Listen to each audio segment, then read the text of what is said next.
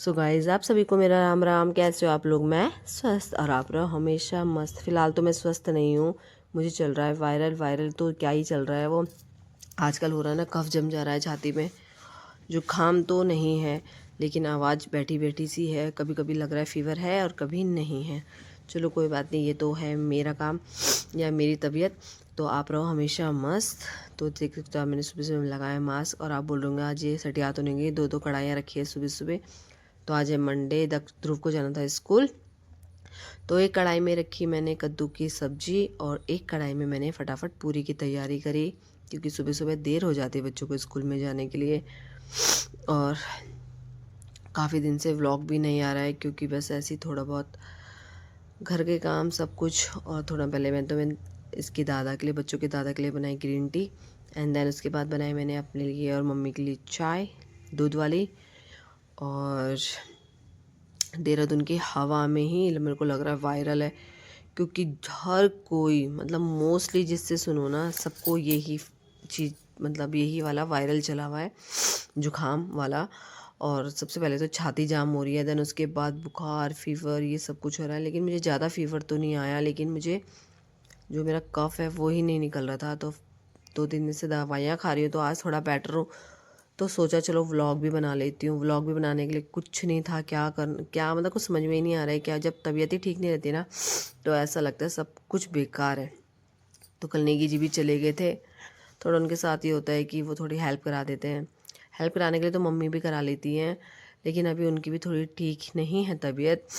तो खाना तो वही बना रही थी 1-2 दिन से, लेकिन झाड़ू पोछा बर्तन भांडे ये सब काम मेरे हस्बैंड कर लेते हैं। वैसे मेरे हस्बैंड बहुत सपोर्टिव है, टच वुड, बहुत सपोर्टिव है हर चीज़ के लिए, हर चीज़ से लेकर।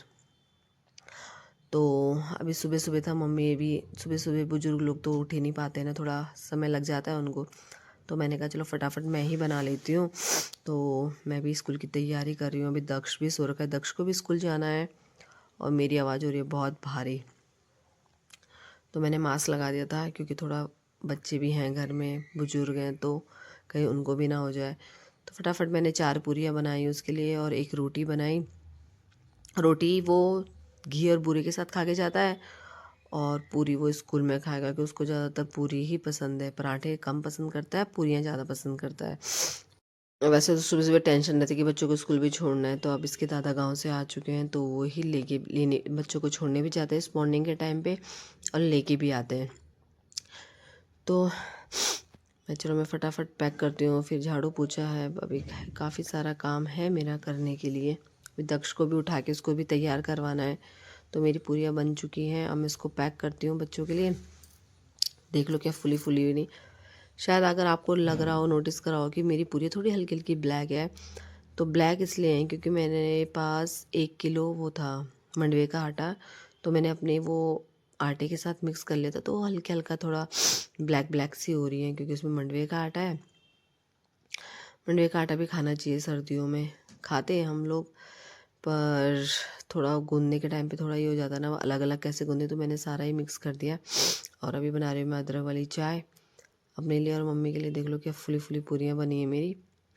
और ये देखो, हो सकता है ऐसा है किसी पे टैलेंट, गरम गरम कढ़ाई उठा के नीचे रख दी।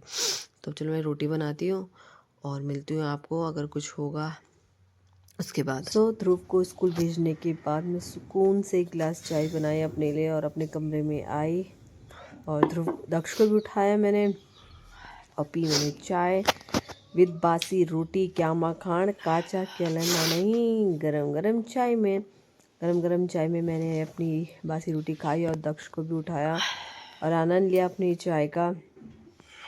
बहुत टाइम से मैंने बासी रोटी भी नहीं खाई थी, और आज मैंने बासी रोटी खाई, अपनी चाय पी मज़े मज़े में। आज मैं कुछ एक्साइटेड करने वाली हूँ, काफ़ी दिन से सोच रही थी, तो आज मैंने सोचा चलो कर ही लेते हैं। और आप देखो मैंने क्या क्या किया।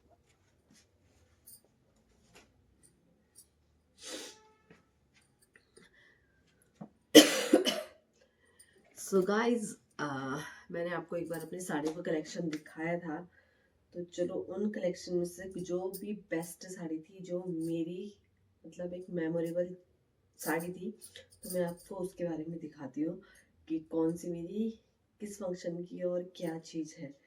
तो मेरी फर्स्ट फंक्शन था, पहले मेरी सगाई में थी। तो ये है मेरी सगाई की साड़ी, ये देख सकते हो आप।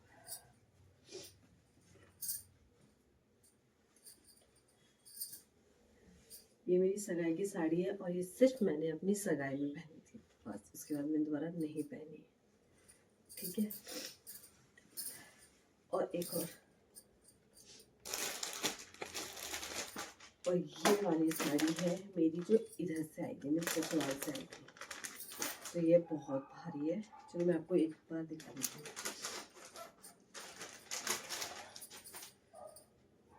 तो ये कुछ इस तरीके की साड़ी है, चलो आपको फटाफट यहाँ से भी दिखाती हूँ। सो गाइस, मुझे ना वैसे सूट से अच्छा पहनना है, साड़ी अच्छा लगता है। साड़ी मुझे बहुत कंफर्टेबल लगती है और मेरे को मतलब साड़ी पहननी आती है तो मुझे बहुत ही अच्छा लगता है। तो इस साड़ी को पहनने से आप अंदाज़ा लगा सकते हो कि मैं साड़ी बहुत जल्दी पहन सकती हूँ और अच्छी भी। मैं ही नहीं, मेरे सारे आसपास के सभी लोग बोलते हैं कि तुम लोग मतलब तू मेरे लिए कि बहुत अच्छी साड़ी पहनती है और पहनाती भी है। तो मैं काफ़ी टाइम होता है कि जो मैं अपने फ्रेंड्स वगैरह को साड़ी पहनाती हूँ और अपने कभी शादीशुदी जाना तो रिलेटिव्स को भी पहना देती हूँ। तो ये देख सकते हो फटाफट मैंने पहले की साड़ी पहन ली है और ये देख सकते हो आप मेरी सगाई की साड़ी। ये साड़ी थी 1700 की। तो उस टाइम 1700 बहुत मायने रखते थे, अभी भी रखते हैं खैर, पर उस टाइम 1700 2011 की बात है, नहीं 2010 की बात है। 2010 में मैंने अपनी सगाई की साड़ी खरीदी थी 1700 की मान्यवर से, महावर ये है मेरी दूसरी साड़ी, महावर से जो मेरे ससुराल से आई थी इंगेजमेंट पे। तो ये देख सकते हो आप, मैं आपको इसका पूरा वाला लुक दिखाती हूँ।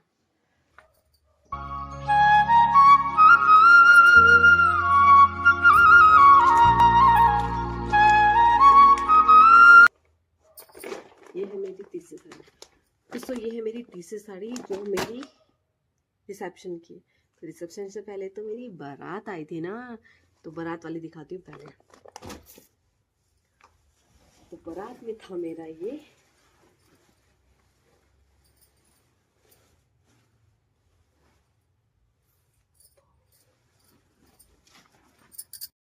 तो ये है मेरा लहंगा जो आज उसको पूरे हो चुके हैं 2011 से लगाओ आप, अप्रैल में मैंने पहना था और अब 2025 अप्रैल में मेरी शादी को पूरे 14 साल पूरे होके 15 लग जाएंगे। तो 15 साल पुराना मेरा लहंगा। तो लहंगा तो पुराना है लेकिन जिसके साथ मेरे इमोशंस हैं वो आज भी ज़िंदा है, क्योंकि मेरी शादी का जोड़ा है और मैं इसे हमेशा ऐसे ही अपने पास रखूँगी। और ये देख लो, पहले मैं कितनी पतली हुआ करती थी, मेरे आधे पे आ रहा है और अब तो ये मेरे कहीं भी नहीं घुसेगा। खैर, तो मैं इसे देख रही थी पहन के, तो बस इससे ऊपर ये चढ़ ही नहीं रहा था।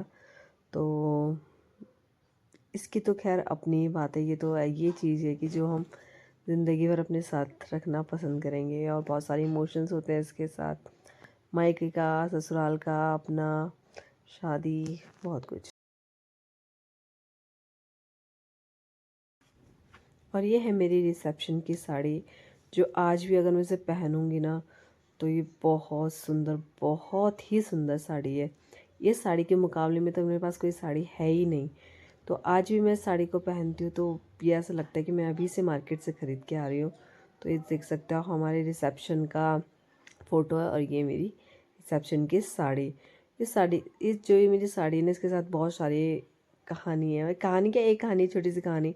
मैं अपने ससुराल की साइड से गई थी अपने लिए लहंगा लेने के लिए, तो मुझे लहंगा तो कुछ भी पसंद नहीं आया, लेकिन काफ़ी दुकानों में ढूंढने के बाद मुझे राजेश कट पीस पे ये साड़ी आई थी पसंद, जो कि बहुत वैल्यूएबल है।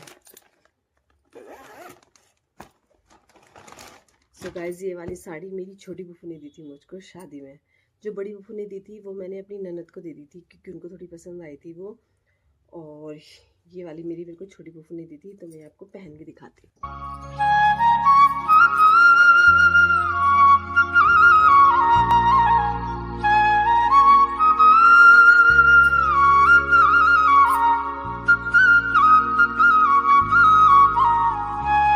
तो जो मेरी ये वाली साड़ी, ये मेरी फ़र्स्ट करवा चौथ की साड़ी है। इतनी नॉलेज नहीं होती थी।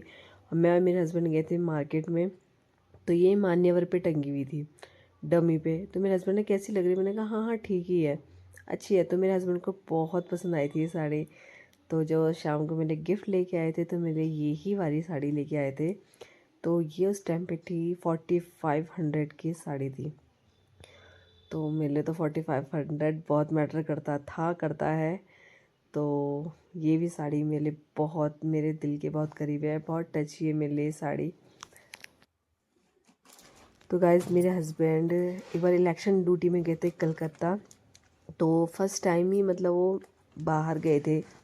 तो मेरे मतलब गए थे काफ़ी टाइम थे, तो मेरी शादी के बाद से फर्स्ट टाइम बाहर गए थे। तो कलकत्ता से मेरे लिए ये साड़ी लाए थे, मेरे लिए इस कलर की लाए थे। सेम इसमें ही रेड मम्मी के लिए लाए थे, और इसमें ही ऑरेंज सॉरी पीली लाए थे दादी के लिए, और एक लाए थे मेरी बड़ी, इनकी जो बड़ी सिस्टर है मेरी जिठो, उनके लिए लाए थे, अनीता दीदी के लिए लाए थे सेम ऐसी साड़ी। तो ये साड़ी भी मुझे बहुत पसंद है, बहुत ही ज़्यादा पसंद है। सो गाइज उसके बाद आती है दो साड़ी। एक ये वाली साड़ी, नहीं पहले ये वाली साड़ी, ये वाली साड़ी है जो मेरी बड़ी बीच वाली ननद है, उसकी शादी में मैंने पहनी थी, ठीक है। देन उसके बाद ये साड़ी ली थी मैंने, ये इसके मैंने यहाँ शादी में पहनी थी। ये पहनी थी मैंने मेरी जो छोटी ननद है उसकी मेहंदी में, कीर्तन में पहनी थी, और मेहंदी में गाउन पहना था, और रिसेप्शन में सॉरी शादी में मैंने लहंगा पहना था। तो ये मेरी वो साड़ियाँ हैं जो हमेशा टच में रही हैं।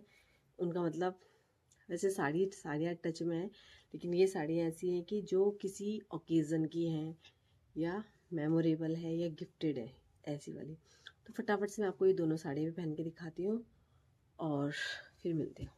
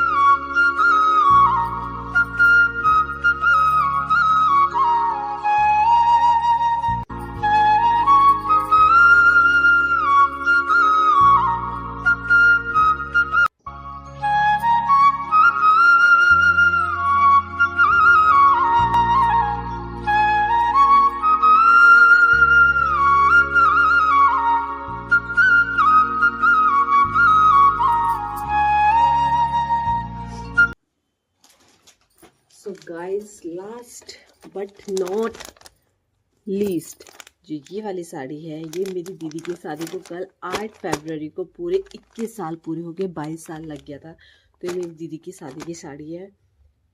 तो मैं लास्ट ये है, बहुत सारी साड़ियाँ मेरे पास, 60+ साड़ी है मेरे पास। तो ये मेरी वो साड़ी है मेरी दीदी की, ये मैं यहाँ लेके आ गई थी अपने पास। तो मैं आपको ये दिखाती हूँ लास्ट साड़ी पहन के, उसके बाद मेरे बहुत सारे काम है, मैं वो करूँगी।